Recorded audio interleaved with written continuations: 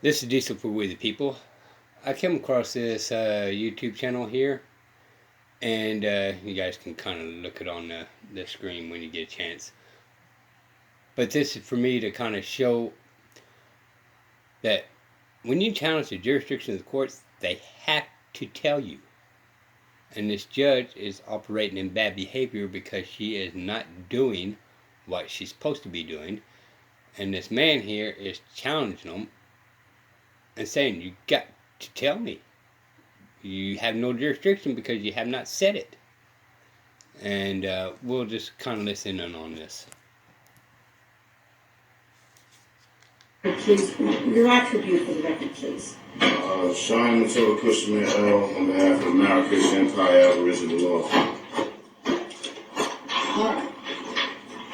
I want to ask you a couple of questions, please. The first question I want to ask you is, are you employed? Objection, ma'am. This hearing is supposed to be about jurisdiction. This court has no jurisdiction. The court has no jurisdiction to determine its own jurisdiction for a basic issue in any case before a tribunal. Well, if I have no jurisdiction to determine my own jurisdiction, how are you going to get that issue resolved? Listen, this case in this courtroom is a culpable, incompetent court of jurisdiction. You can't, according to federal case law, you can't set another hearing to reach and determine your own jurisdiction. As I've stated for the record plenty of times, I'm only here to threat, duress, and coercion, and because the prosecution falsely holds my property, and I'm here to clarify that matter. Other than that, I'm here under threat, duress, and coercion. It is completely against federal case law. It has power to act, and the court must have the authority to decide that question in the first instance. That's Rescue Army versus Municipal Court of Los Angeles. A departure by a court from the recognized and established requirements of law, however close apparent adherence to mere form and method of procedure, which has the effect of depriving one of a constitutional right, is an excess of jurisdiction. You have the flag right behind you, ma'am. May I interrupt you for a moment? You may not, ma'am. Objection. Would you, when you're done speaking, would you let me know so that I can ask a question? I'm not obligated to answer any questions, so I have no intentions of answering any question. I'll ask it anyway, and you can decide what you want to say. Thus, where a judicial tribunal has no jurisdiction of the subject matter on which it assumes to act, its proceedings are absolutely void in the fullest sense of the term, Dillon versus Dillon. Courts enforcing mere statutes, as it is to my understanding, that this is a statute, not a constitutional violation of law. In fact, one of the hearings I had with you said people are not charged with constitutional violations. I don't understand how you could be enforcing statutes and you have the the U.S. flag behind you, as if you hadn't taken an oath to uphold the Constitution. Courts enforcing their statutes do not act judicially, but merely ministerially.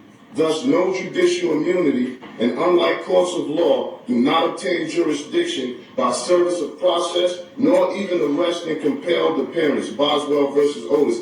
I've been here 3 or 4 times under threat, duress, and coercion. Prosecution doesn't even have folders in front of him. He has no objections. He has nothing to say. He cannot prove jurisdiction. This court should have been dismissed this case. This is a culpable court of incompetent jurisdiction. The fact that petitioner was released on a promise to appear before a magistrate for an arraignment, that fact is circumstance to be considered in determining whether the first instance there was a probable cause for the arrest. Monroe versus Popper. There is no discretion to ignore the lack of jurisdiction. Court must prove on record all jurisdiction facts related to the jurisdiction asserted. A universal principle, as old as the law, is that proceedings of a court without jurisdiction are a nullity and its judgment then without effect either on personal property. This case has already been put before a federal court and you will be receiving a notice of removal very shortly. This court has no jurisdiction. Prosecution can't prove jurisdiction. This case shall be dismissed, and it will. Did you file a notice of removal with the federal court? Yes, you will be receiving it shortly. All right. Well, when I receive it, I will rule on it. This is my question to you. Are you employed? I'm not employed. I'm not employed with any corporations incorporated with the state of New Jersey. Are you employed with any corporation that's incorporated outside of the state? Objection. I'm not here to answer questions about my employment. The last time I was made aware of this was supposed to be about whether this court has jurisdiction And clearly it doesn't. A question about employment has nothing to do with whether this court has jurisdiction, so I'm not obligated to answer those questions. No, I shall not be answering any more of those questions that are not pertaining to jurisdictional facts. Well, this is my question to you. I asked it before. If your position is that this court has no jurisdiction to determine its own jurisdiction. Objection, man. That is not my ruling. That is not my holding. I've given you the federal case law regarding such. And maybe you can take some time out that you need to do to recheck that, but that's what the case law says, not what I said. Well, I do have jurisdiction over you. Number one, you're here in my courtroom. Objection, Number man. two, You do not have jurisdiction over me. I'm here by way of threat, duress, and coercion. The federal case law stipulates already that compelled appearance and arrest warrants doesn't give a minister acting ministerially and not judicially enforcing their statute's jurisdiction. That's incorrect and false. You do not have jurisdiction because I'm here. You told me before when I was here that you would lock me up if I didn't come, which was threat, duress, and coercion. I think that you misstate what I told you. Okay, quick rundown. Number one, the jurisdiction, they're kind of just coming through here pretty fastly, but he still has the right to know whether it's common law jurisdiction, MLT jurisdiction, military tribunal jurisdiction. He doesn't bring it up, but she don't bring it up either.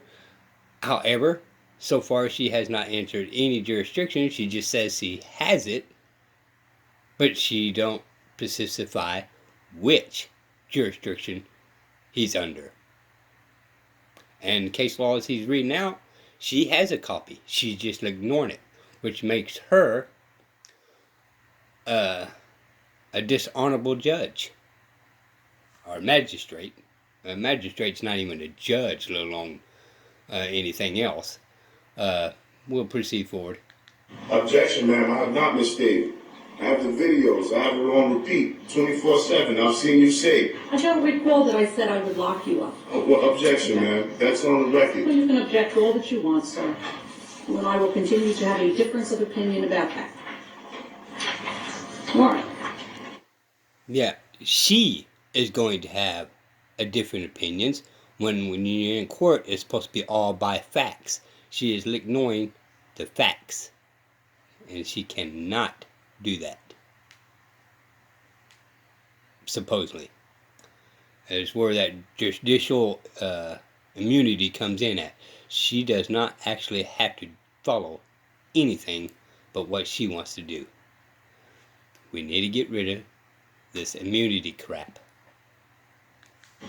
Well, we'll continue with today's proceedings then. And I certainly appreciate the courtesy that you extend to me. All right, Mr. Walker, I know that you are here. Yes. You wish to be heard, sir? Your Honor, I have Kevin Walker appearing on behalf of the Office of the Public Defender. Okay, so this is the major problem I have, and he has a little problem with it. I probably wouldn't be so nice about this. But we'll go through piece by piece on this, because this is ridiculous, and she has no authority of doing this, and he has no authority of doing it, which this guy is going to explain. We did receive after the last hearing a court order directing the Office of the Public Defender to represent this defendant. It did file a motion for reconsideration, noting that there has been no indigency determination, which is an essential component of our appointment. So I would ask respectfully that an indigency determination be made at this moment, and that the earlier court represent this defendant be vacated. All right, thank you. Do you wish to be heard on the issue, Mr. Luciano? No, Judge. All right. I have inquired of Cheyenne Mutada Kushamirel concerning his employment. He tells me he is not employed in the state of New Jersey by any corporation, and therefore I determine that he does not have the present ability to pay for counsel to proceed in this matter. Objection, ma'am. I don't know this gentleman. I haven't made any contracts with the Public Defender's Office. I don't know what that was an attempt to do, but he does not have the authority to speak for me. So I would appreciate it if any non-identified parties determining to act on my behalf first fill out an IRS Form 56 and notify the IRS that they're acting in some sort of fiduciary capacity. All right. Let's talk about the issue of, Mr. Walker, I want to talk about the issue of jurisdiction. One of the issues... All right. Let's get this straight. She is no longer talking to the gentleman, challenge the jurisdiction of the courts, which you guys can kind of listen to. He knows what he's talking about. He knows what he's doing.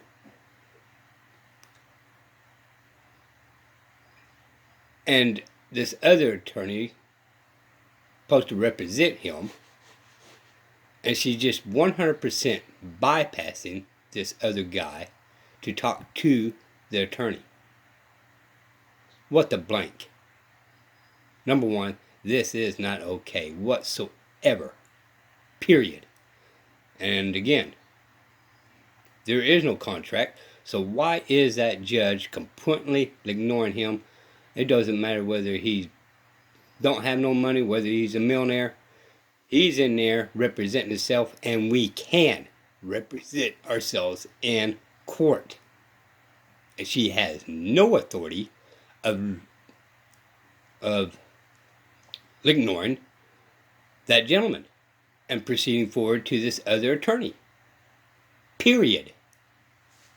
That has been raised in this case and has been raised over and over again, it really needs to be determined before we can proceed with it, is with regard to jurisdiction. I have received, it was filed with the court, it was received in my chambers on January 7th. I'm not exactly sure if it was filed downstairs on a different day. Something that has been entitled a non-negotiable affidavit of fact to dismiss with prejudice for lack of personam jurisdiction, lack of discovery, and lack of an injured party. It purports to raise the issue before the court of lack of jurisdiction with regard to Cheyenne Mutada Kushmir L. Despite what Cheyenne Mutada Kushmir L says, this is not an application to the court to dismiss anything with anything. There are certain ways, as you are aware, Mr. Walker, to bring issues before the court.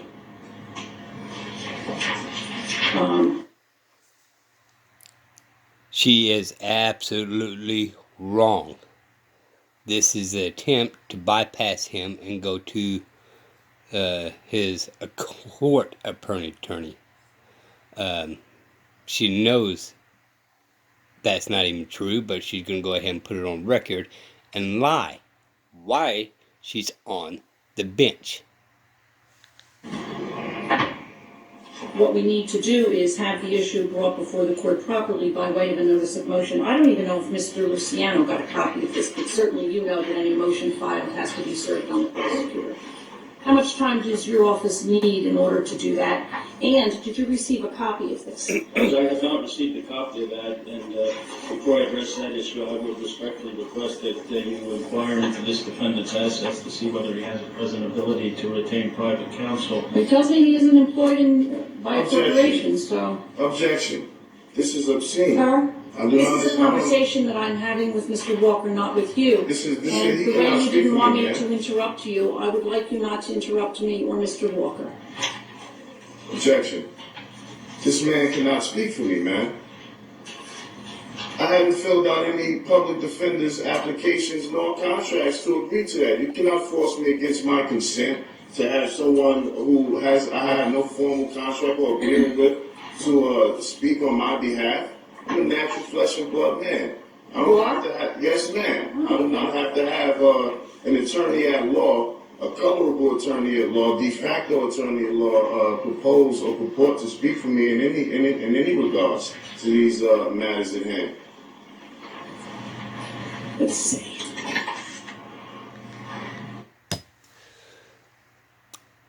That is 100% true. She's acting out of honor. She needs to be disbarred, but how can she be disbarred if they all investigate themselves, just like the police investigate themselves? How do you remedy bad behavior when everybody keeps investigating themselves? Qualified immunity needs to be gone.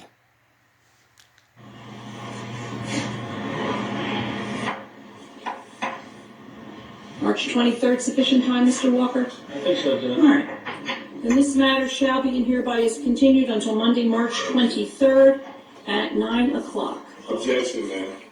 The notice of removal is already in. You will be receiving it today. So, If I receive it before March 23rd at 9 a.m., I am aware of my obligations when a matter has been removed to federal court.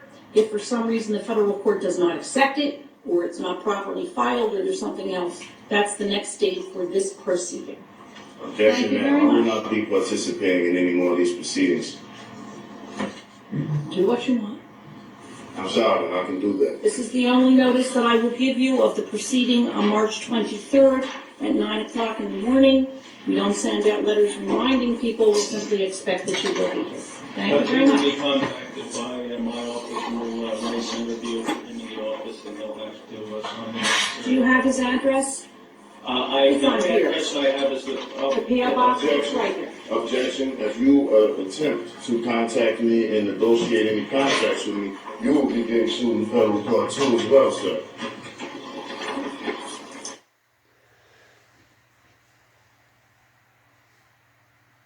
So I know this is an early video, and this was back in 2009. Okay? But this guy was acting in honor the whole entire time. Judge is acting dishonorable. The prosecutor, I mean, he just sat on his butt and did absolutely nothing because he knows there was no jurisdiction there. He couldn't, he couldn't say nothing. There was no objections because, there was no jurisdiction there. The judge has no say whatsoever in this. And that prosecutor already knew it. And then the other guy kept on proceeding on there. And he said, Your Honor, he has not signed no contract. I can't speak. That's what he should have done. I probably wouldn't have been so nice with that other guy there, the other attorney. Yeah, I'll be telling him, sit the blank down. Alright, well, that's the end for this video. This is how our judges and stuff is happening to us, even today.